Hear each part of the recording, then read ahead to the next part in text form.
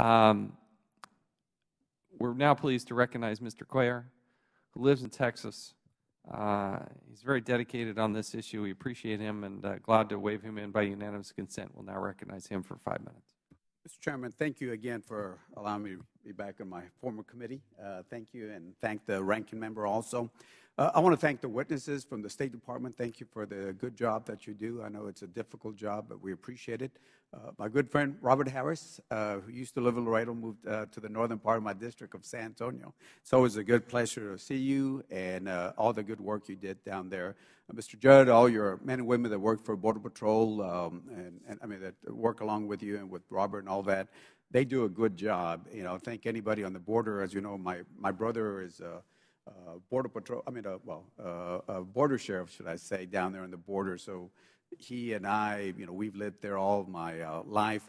Like I said, I drink the water, I breathe the air down there. My family lives there. I go back every weekend back to the border. So I do want to say thank you for all the work that you all do. Again, Mr. Chairman, I do know there's a couple issues, and I think there's some things that I would like to work with you as we talked a while ago. Want to talk about danger pay.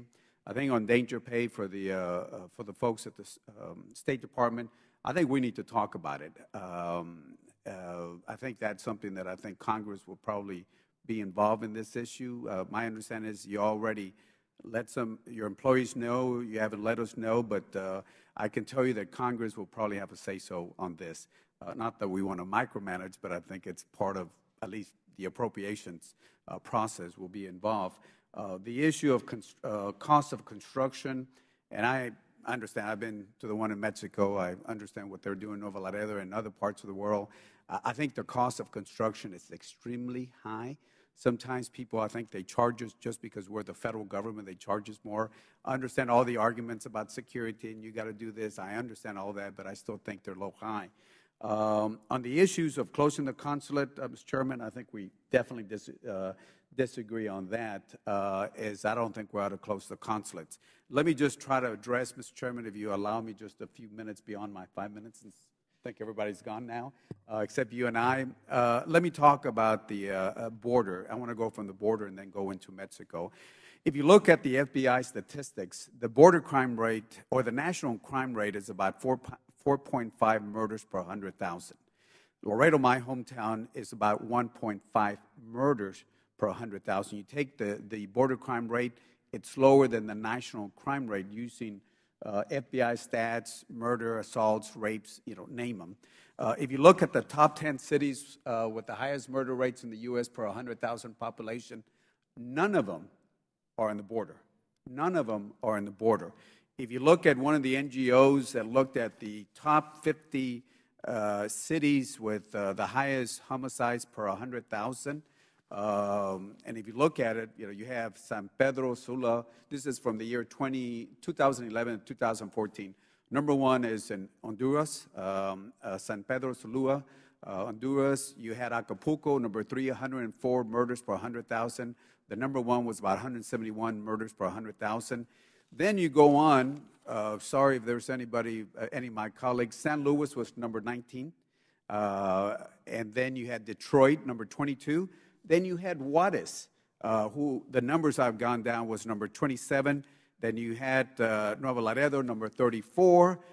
Then you had Baltimore, number 40, and then go all the way down to Cuernavaca and Mexico on that. So again, I would ask you to look at some of these numbers, because there's always the reality and the perception. And being on the border, I'll be the first one to say, Mr. Chairman, you know, there are problems like any other city, but it's not the way some people paint it to be.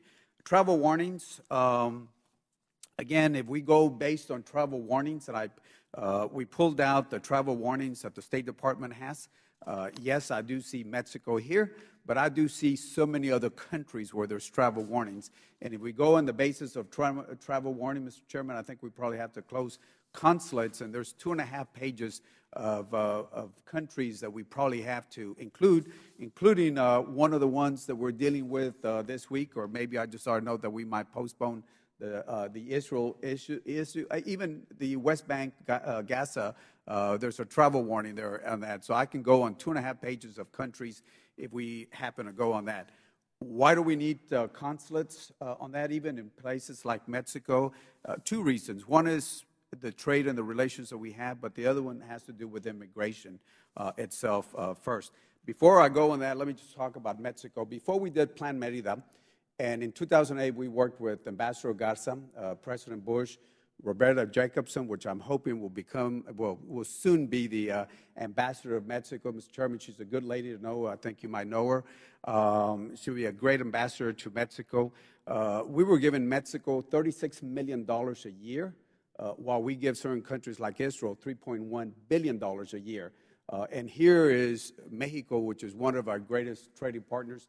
Mr. Chairman, I think you highlighted some of the numbers. But let me talk about Laredo, where you and Blake, and I'm sorry I couldn't be there. I was bringing my little girl up to Washington the day you were up here. But Laredo, for example, handles about 40% of all the trade between the U.S. and Mexico. 12,000 trailers a day that we have there.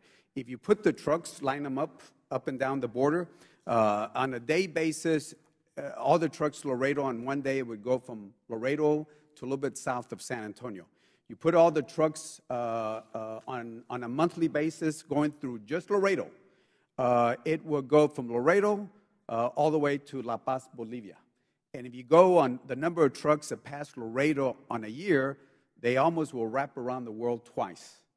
So it gives you the $500 billion that we have of trade every day, shows you why Mexico is so important to us. And by the way, one more for the folks that want to push Mexico away. If an import comes in from China, it has about a 4% American parts on it.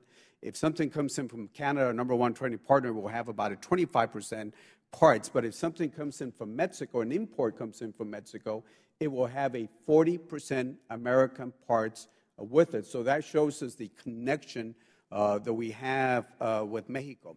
Trade. Let me go into immigration part of it. Robert, you and I spoke a lot, Mr. Harris, we spoke a lot about the unaccompanied kids that came in last year on that. We've seen the numbers gone down, Mr. Chairman. They've gone down. They're about half.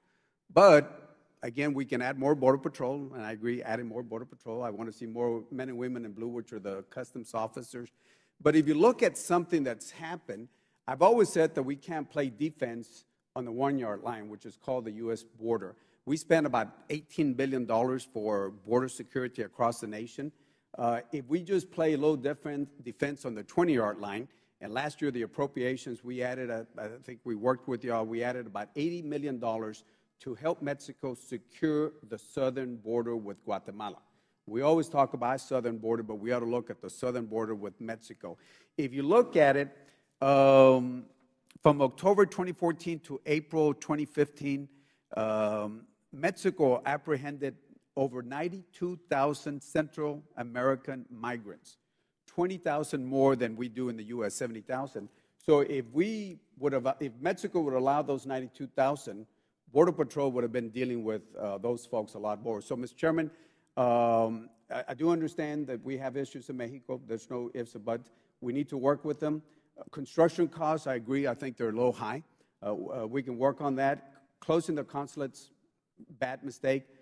Danger pay, Mr. Chairman, I want to work with you because I think we need to talk about there are certain parts of Mexico where I think they deserve danger pay. So, Mr. Chairman, thank you so much for allowing me to be back in my former committee. And to all the witnesses, thank you so much for all the good work that you do. Thank you, Mr. Chairman. Thank you. Now recognize the gentleman from Wisconsin for 5 minutes. I've been in another hearing, so I hope I don't repeat some questions. First of all, I want to point out that overall, we're kind of highlighting Mexico here. And just reviewing the murder rates around the country, Mexico is far from the most violent country in the world, right? I mean, you have countries like Jamaica or El Salvador